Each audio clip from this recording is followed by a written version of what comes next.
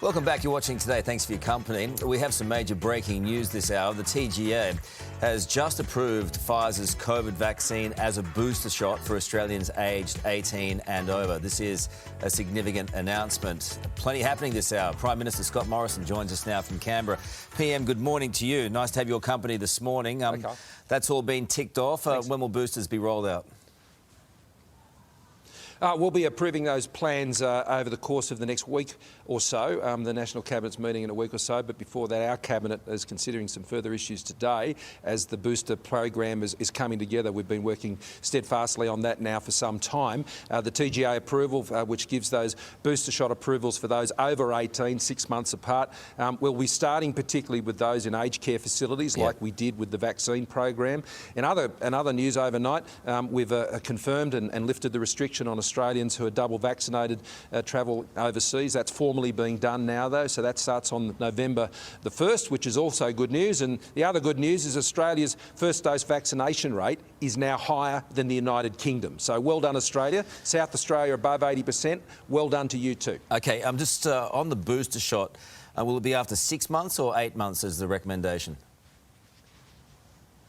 Well, that's what we're finalising now with the program, and I mean there is a period of time in which you can have it, and we'll be rolling that out, and we'll be looking to do that in similar ways to the way we've been doing the vaccinations now, and so the states will be keeping a fair bit of their infrastructure in place to deliver that, but we'll obviously be leaning heavily again on the primary health network, on pharmacists and GPs who've done the heavy lifting on getting these vaccination rates, which, as I said, first dose higher than the UK. Will that booster form part of the COVID passport?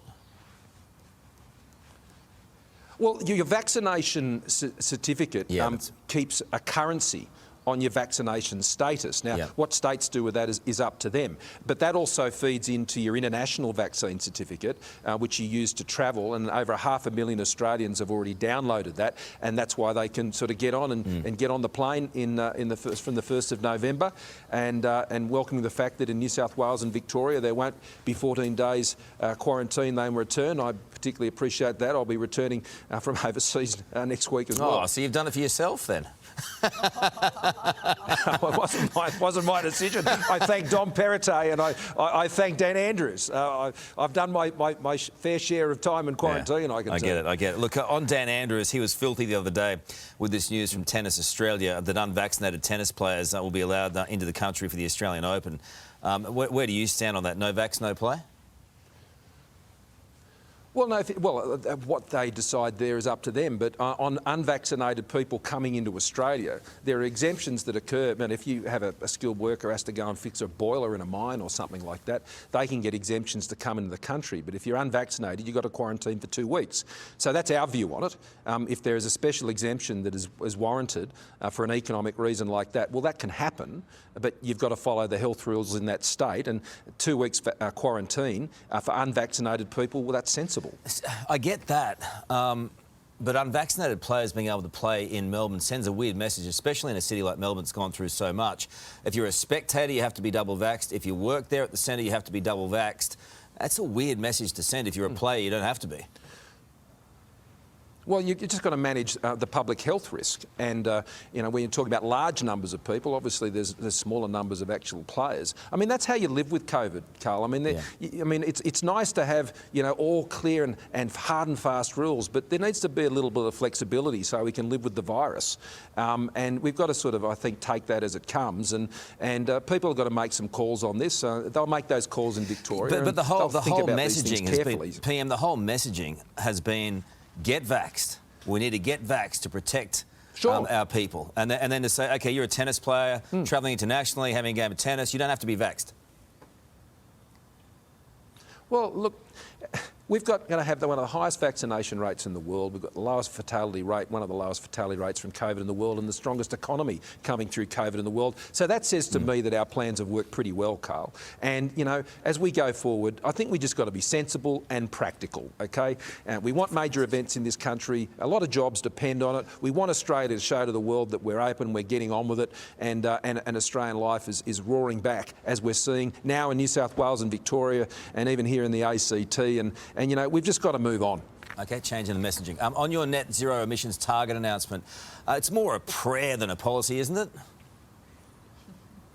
Well, no, not at all. I mean, what this is a plan. This is our plan to hit net zero emissions by 2050, and to get there not by taxing people and regulating people and telling them what they have to do, but supporting the choices they're making, developing the technologies that are going to change the world. Now, those who think that technology is more of a prayer than taxes and regulation, I disagree with them. Those people never would have bought Microsoft shares or Apple shares. They would never thought we would have had something like this. I mean, technology is moving at rapid rates, and that is a far more bankable proposition than people turning up at conferences and making rules and taxes. What else you got hidden there, PM? It's got like a cavalcade of things underneath the desk. It's like show and tell. Look, you've said 15%. Show and tell. You've said 15% of the work in reducing emissions will come from global technology trends. Another 15% from further technology breakthroughs. It is a massive chunk of the plan, though, that does rely on things you can't exactly control and outcomes you're not sure of yet. Well, no, I disagree with that. I mean, 40% of the plan is from technologies that are already foreseeable and we're working on. So that's hydrogen, it's soil carbon measurement, it's green steel and hydrogen, it's low-cost solar, it's battery technology, all of these things. And because Australia has already reduced our emissions by 20%, increased our size of our economy by 45%. We've got 1 million people back in manufacturing jobs. 1 in 8 jobs were lost in manufacturing under Labor. So we're getting emissions down and growing our economy. See, Karl, there are two schools of thought that have basically shouted out this debate for the last 15 years, and I think we're all a bit over it. Those who say that in order to deal with climate change, you've got to shut everything down and Australia has to be punished and people have to feel guilty about what they do for a job. Then you've got the other side of the debate, which says that, you know, if you commit to net zero by 2050, the sun won't shine. I mean, both of that is rubbish.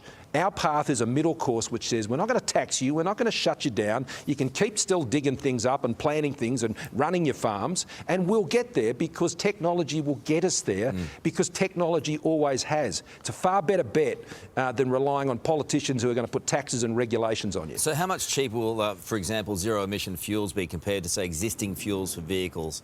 I mean, how much cheaper will it be to fuel up a heavy vehicle? Well, under our plan, we're not envisaging any increase as a result of the plan that we've set out. Not an extra will come as a result of the things we're doing in our plan on what the price of petrol would be. It won't take $1 away from your pay packet. It won't take your job away from what we're doing. I mean, things are going to happen around the world which happen every day. The global economy is changing. We can't change what they're doing in Japan or Korea or the United States or Europe. Australians understand that. I mean, and we'll have to adjust to all of those changes like we always have. We don't live in a vacuum down here. Couple of quick ones.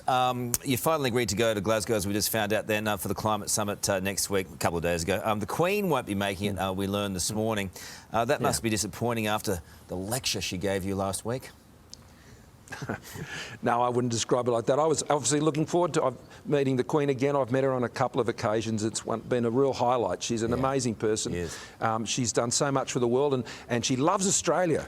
When I sit and chat with her, it's a real privilege of this job. She just knows so much about what's happening, particularly rural and regional parts of the country. Last time we spoke, we talked about the mouse plague, and she was keen to know how we were managing that. So it's not just a passing interest. She's got a passionate interest in this country. So we send her all of our love and best wishes, and for a recovery. I hear from the public reports that she's doing better, but obviously she's going to need to take it easy. So Australia's all there with you, Majesty. 100%. OK, just finally, will you get the chance in Glasgow to sit down and have a cheeky little Beaujolais with Emmanuel Macron, patch things up?